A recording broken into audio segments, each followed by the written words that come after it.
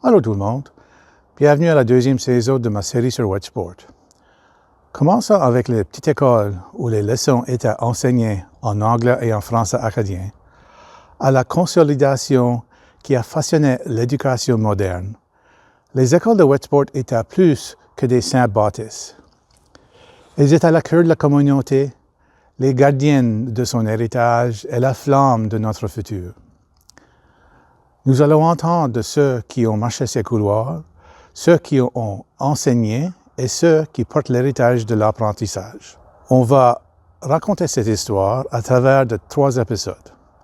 Dans le premier épisode, Donnie Jacquard nous explique les origines de l'éducation dans notre village. Ça, c'est l'histoire des écoles de Wedgeport.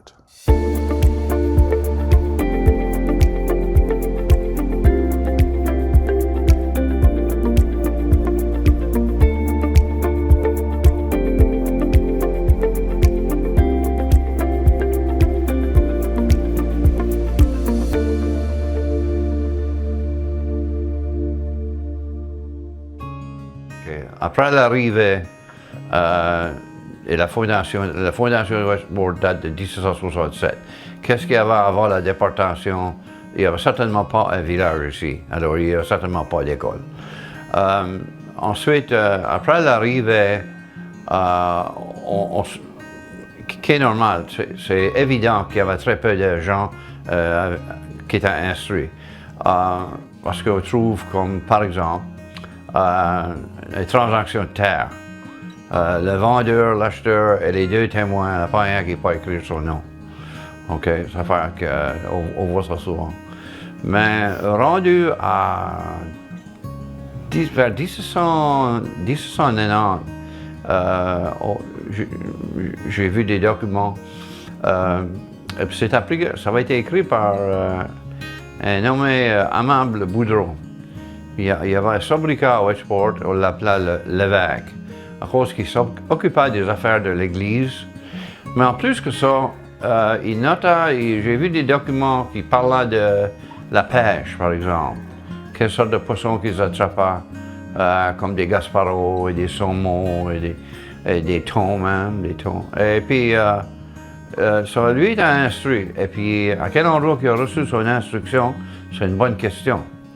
Il y en a quelqu'un va suggérer autrefois que ça avait été peut-être éduqué par le père Jean-Marc de Cigogne. Jean-Marc de Cigogne est arrivé ici le 4 juillet 1799. Et puis Amable écrivait avant ça. J'ai trouvé ces documents sont plus vieux que ça.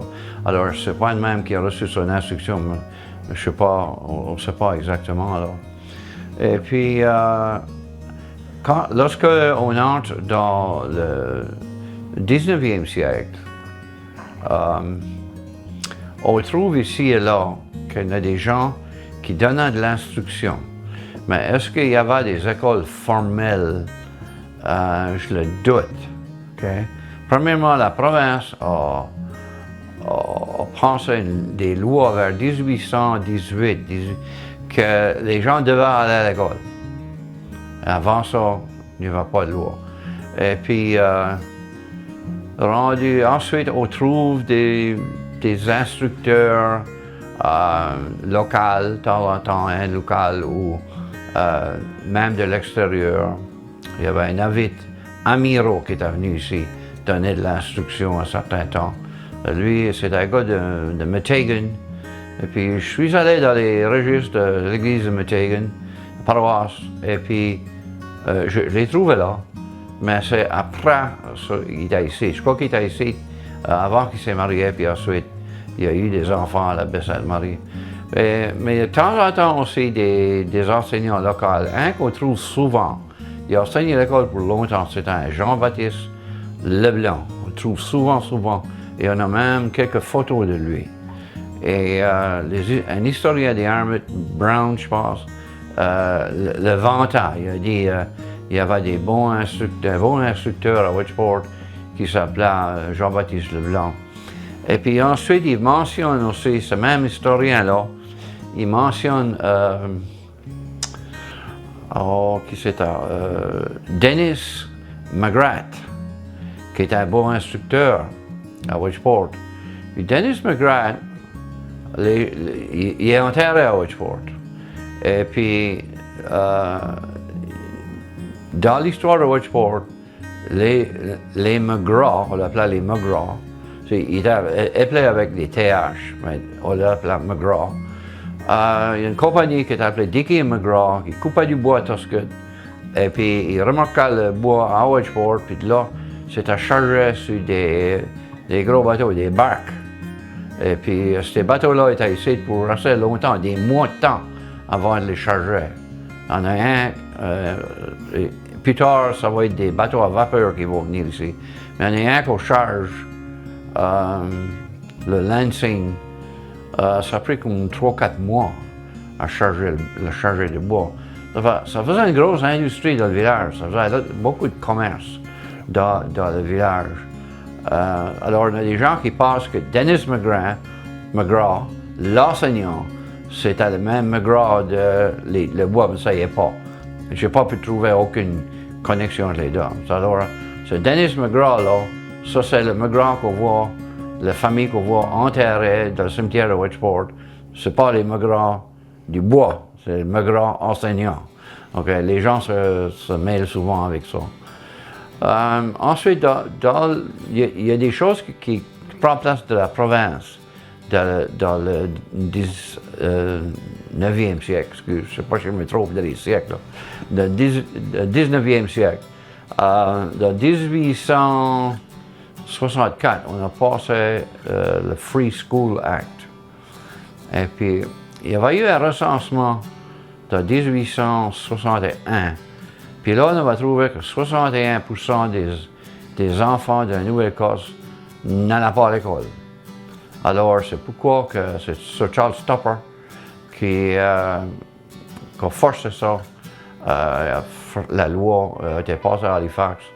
Et puis, avec ça, quand même, il y avait deux choses qui arrivaient avec ça. Premièrement, la province allait payer un certain montant d'argent pour les écoles.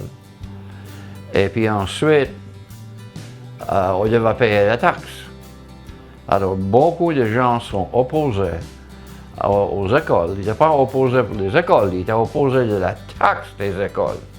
Par exemple, je trouve à certains points que, ça c'est pas si vieux que ça, là, mais une Alvin Doussa de Wedgeport avait des enfants à l'école et il avait payé 28 cents de taxes.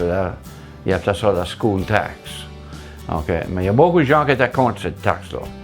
Et puis, il y a un volontaire potier qui a écrit un livre de bord, mais aussi un livre d'histoire de Wedgeport.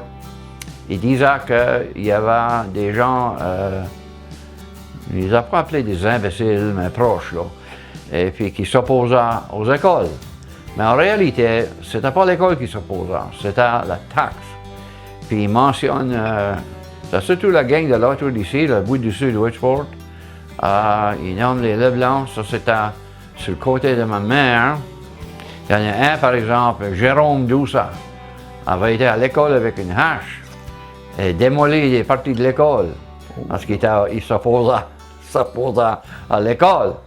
Ensuite, de ma parenté, il était vraiment fort contre l'école.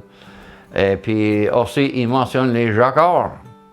Ça, c'est l'autre côté de ma famille. Alors, sur les deux côtés de ma famille, les gens étaient contre les écoles.